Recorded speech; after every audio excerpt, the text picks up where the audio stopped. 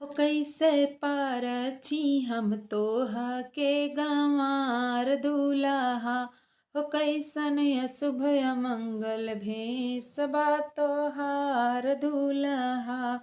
दुल्हा सिर पर जटा हाथ त्रिशूल बदन में शमशान के धूल।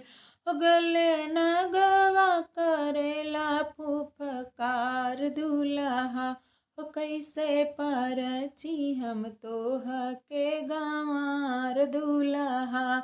नंदी भंगी साथ बिराजत सगमा भूत बैताल बनाचत। हो नाचत घुटने पर दई दई के ताल दूल्हा। तैसे परची हम तोहा के गंवार दूल्हा। ऐसन बर के गौरन देहब चाहे जहर खाई हम लेहब।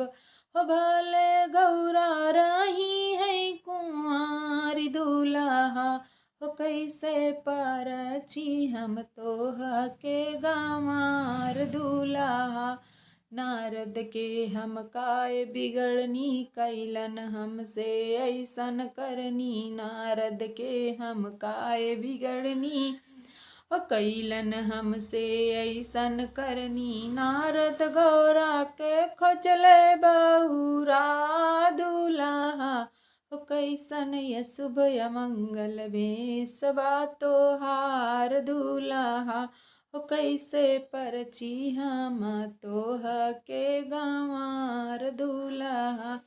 सुन के सास बचन त्रिपुरारी धैलन सुंदर रूप संवारी। तोहर महिमा अगम अपार हो तोहर महिमा अगम अपार दूल्हा।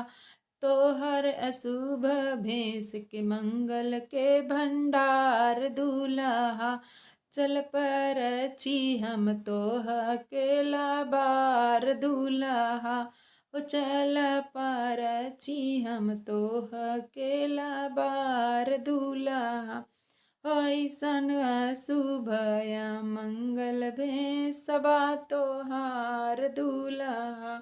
ओ कैसे परची हम तोहा के गंवार दूल्हा गंवार दूल्हा।